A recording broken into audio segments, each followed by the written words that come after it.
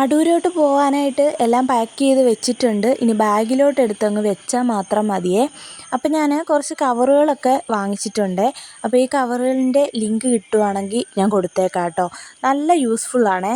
നമുക്ക് എവിടെയെങ്കിലുമൊക്കെ പോകാനുണ്ടെങ്കിൽ നമ്മുടെ സാധനങ്ങൾ ഓരോന്നും സെപ്പറേറ്റ് നമുക്കിങ്ങനെ ഈ ഒരു കവറിലാക്കിയിട്ട് നമുക്ക് ബാഗിൽ അടുക്കി അടുക്കി വയ്ക്കാം. അപ്പോൾ ഒരുപാട് സ്ഥലമുള്ള പോലെ കിട്ടും കേട്ടോ. സ്ഥലം ഉള്ള പോലെയല്ല, കിട്ടും. അപ്പോൾ നീലൂട്ടൻ്റേത് വേറെ ഒരു കവറിൽ, എൻ്റെ ഒരു കവറിൽ, ചേട്ടായിയുടെ ഒരു വേറെ കവറിൽ, അങ്ങനെ ഓരോ കവറുകളിലാക്കിയിട്ട് വെക്കാമെന്ന് വിചാരിച്ച് അടുക്കി വെക്കാമെന്ന് വിചാരിച്ചു. അപ്പോൾ ഇത് പപ്പടം കേട്ടോ. അമ്മ വന്നപ്പോൾ കൊടുത്തു വിടാനായിട്ട് പറ്റിയില്ല. അപ്പം ഞാൻ പോകുമ്പോൾ അങ്ങ് കൊണ്ട് കൊടുക്കാമെന്ന് വിചാരിച്ചു. ഞങ്ങൾ ബൈക്കിലാണ് കേട്ടോ പോകുന്നത്. അപ്പം വൈകിട്ട് ഒരു 6 മണി കഴിയുമ്പോൾ ഇറങ്ങാനാണ് തീരുമാനിച്ചേക്കുന്നത്. അപ്പോൾ ഞാൻ എൻ്റെ മേക്കപ്പ് സാധനങ്ങളെല്ലാം ഒരു കവറിലാക്കി. പിന്നെ നീലൂട്ടൻ്റെ മരുന്ന്, പിന്നെ ദാ ഈ ഒരു ഗുളികയുണ്ടല്ലോ. എനിക്കിപ്പം ഭയങ്കര തലവേദനയാണേ. ഈ സ്പ്രേ അത്തറിൻ്റെ സ്മെല്ലൊന്നും എനിക്ക് പിടിക്കുന്നില്ല. എനിക്ക് ഭയങ്കര തലവേദന എടുക്കുന്നുണ്ടായിരുന്നു.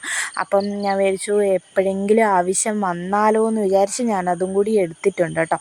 പിന്നെ നമ്മുടെ മെയിൻ സാധനം ചാർജർ. എൻ്റെ കയ്യിൽ പിന്നെ ചെറിയ സ്റ്റാൻഡും കാര്യങ്ങളൊന്നും ഇല്ലാത്തതുകൊണ്ട് അതൊന്നും കൊണ്ടുപോകാനായിട്ട് പറ്റത്തില്ല. ആകെ ഇരിക്കുന്നത് വലിയ സ്റ്റാൻഡാണ്, അത് കൊണ്ടുപോകാനായിട്ട് പറ്റില്ല.